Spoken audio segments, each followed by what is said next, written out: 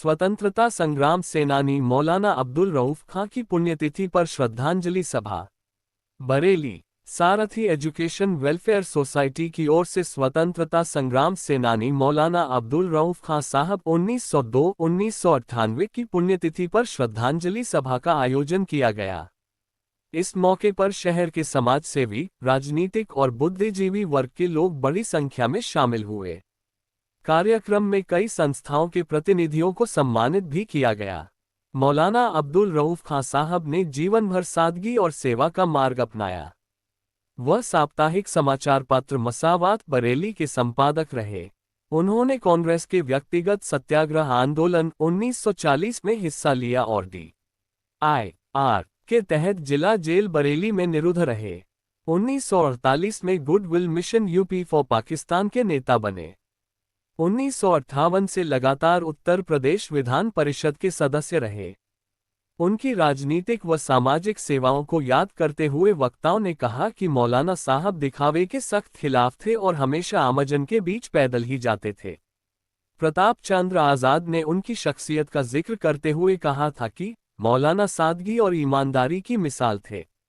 कार्यक्रम में नवाब मुजाहिद हसन खान साहब, engineer Anees Ahmad, peace committee of India के अध्यक्ष नदीम इकबाल, वरिष्ठ उपाध्यक्ष डॉक्टर शहाबुद्दीन, महासचिव मनमोहन सिंह तनेजा और कानूनी सलाहकार मोहम्मद कासिम सहित कई गणमान्य अतिथि मौजूद रहे। मुझे मुजाहिद हसन खान कहते हैं। आज सादगी का प्रोग्राम है, इस बारे में आप कुछ बताना चाहेंगे? आज मौलाना अब्दुल रऊफ साहब जो एक अजीम शख्सियत के मालिक थे, आज एक ये प्रोग्राम उनकी नवासी के जरिए जो है इमराना जी के जरिए ये प्रोग्राम किया जा रहा है। मैं उनको भी बहुत मुबारकबाद दूंगा कि उन्होंने ऐसी शख्सियत को याद रखा और याद रखना चाहिए। मौलाना साहब एक खाली एक इंसान का आज़ादी में भी उनका एक बहुत बड़ा रोल रहा है। आज़ादी में उन्होंने बहुत संघर्ष किया है और वो मेरे वास्ता भी उनके रहा, मेरे नाना के दोस्त भी रहे हैं, उसमें हमारे नाना के दोस्त भी रहे हैं वो।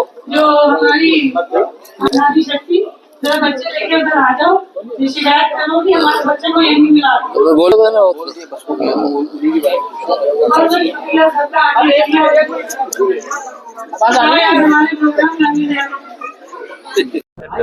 मैं इंजीनियर अनीस अहमद खान। आज सादगी का एजुकेशन का प्रोग्राम उसमें आना हुआ है, इसके बारे में क्या कहना चाहेंगे सादगी को लेकर? ऐसा है, इसमें जो इमराना हुसैन इसकी ऑर्गेनाइज़र थी, उनके ज़रिए मेरे पास फ़ोन गया था सुबह, क्योंकि ये मौलाना अब्दुल रऊफ साहब की नवासी हैं। मैं पहले से इनको जानता था और उनके बेटे अब्दुल वदूद खान साहब मेरे दोस्त हुआ करते थे, तो इस वजह से मैं और अच्छा काम ये कर रही हैं, तो मैंने यहाँ आना इनका फूल किया। मैं पहुँचूँगा जी। क्या कोई सारथी में आप अगर आपको जगह दी जाए तो क्या आप उसमें आना चाहेंगे? नहीं, मैंने तो ऐलान कर दिया। मैं मन से कहा कि मेरी जो भी ज़रूरत हो, कहीं पे भी जहाँ पे उनको ज़रूरत हो, मैं उसके लिए तैयार हूँ, उनकी पूरी मदद करूँगा इस काम के लिए। यही मेरा मकसद है, राजनीति में आने का मेरा मकसद यही है कि भाई एजुकेशन है और जो ज़रूरियात की चीज़ें हैं कौम के लिए और पब्लिक के लिए, वो इसी के जरिए। उन्होंने एक सवाल अभी करा था कि जैसे एजुकेशन से लेके आप वो संविधान को लेके बात करना चाह रही, उसको लेके आप लोग क्या कहना चाहेंगे कि आप लोगों के हाथ में संविधान को लेके कुछ बात करना चाह रही? ऐसा है, संविधान हिंदुस्तान का ऐसा संविधान लिखा गया है जो दुनिया का सबसे बेहतरीन संविधान है। इससे बेहतर संविधान किसी दुनिया में किसी हिस्से का नहीं है और इसके के साथ छेड़छाड़ नहीं की जा सकती। लोग इसको पसंद नहीं करेंगे, इसके साथ नहीं खड़े होंगे। जो भी लोग इसको छेड़छाड़ करने की कोशिश करेंगे उसके साथ छेड़छाड़ नहीं होगी। मुझे यासीन कहते हैं और मैं यहाँ बरेली महानगर में रहता हूँ। यासीन भाई, सारथी का प्रोग्राम चला है, ये इसको किस तरीके से आप इसको देखना चाहेंगे, ये किस तरीके से आना होगा? देखिए, सारथी का प्रोग्राम जो इमराना जी द्वारा चल रहा है, सबसे पहले तो मैं उनको धन्यवाद देना चाहूँगा।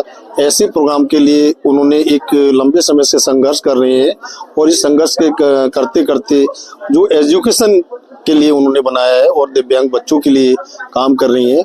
मैं उनको बार बार धन्यवाद देना चाहूँगा और एक अच्छा मैसेज है मार्केट में समाज के लिए, क्योंकि वो जो भी कर रही हैं, और मैं यही चाहूँगा और बहुत सारे युवा हमारे और महिलाएं आगे आए जिससे इसको और बड़े रूप में हम लोग समाज को दे पाएँ। मेरा नाम इमराना हुसैन है। आज सारथी की तरफ से एक प्रोग्राम आपने करा, उसके बारे में क्या कहना चाहेंगे आप प्रोग्राम के?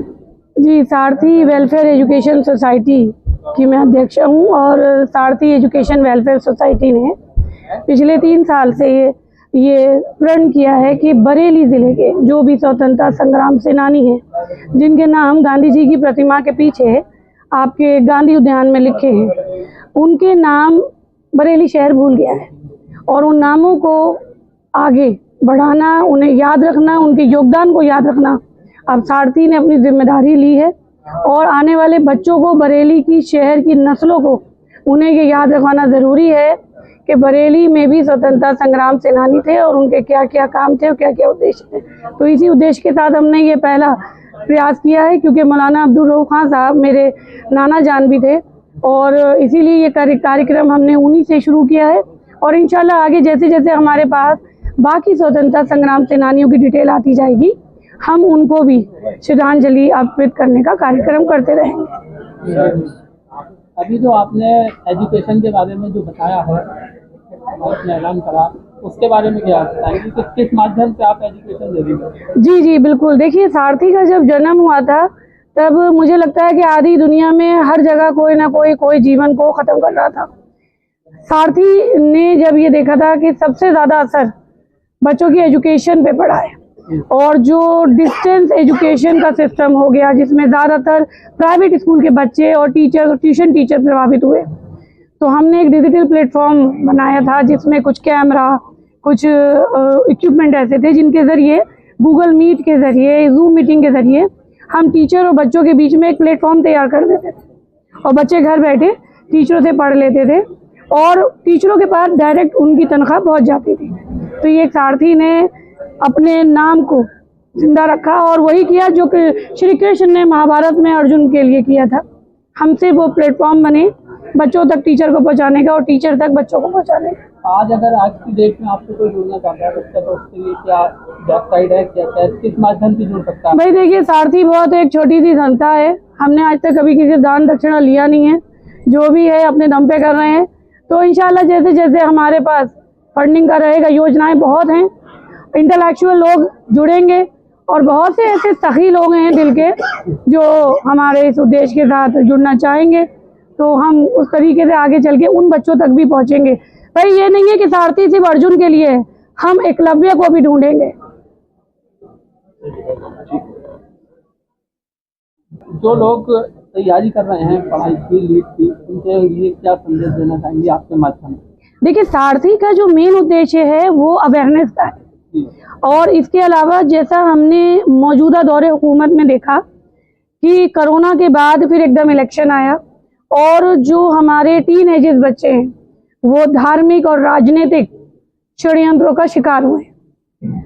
सारथी ने हिंदी, अंग्रेजी, उर्दू सब बहुत पढ़ाया है और अब सारथी संविधान पढ़ा रहा है और हमारा अब मेन उद्देश्य सिर्फ 2 ही है। हमें डिसेबल बच्चों के लिए कुछ करना है और हमें बच्चों को संविधान पढ़ाना है। जो प्यार से पढ़ेंगे उन्हें प्यार से पढ़ाना है और जो डंडा खा के पढ़ेंगे वो डंडा खा के भी पढ़ेंगे, क्योंकि भाई हम तो माँ हैं और माँ प्यार से भी पढ़ाती है और पिटाई लगा के भी पढ़ाती है, पर संविधान तो भारत के हर नागरिक को और हर बच्चे को पढ़ना ही पड़ेगा।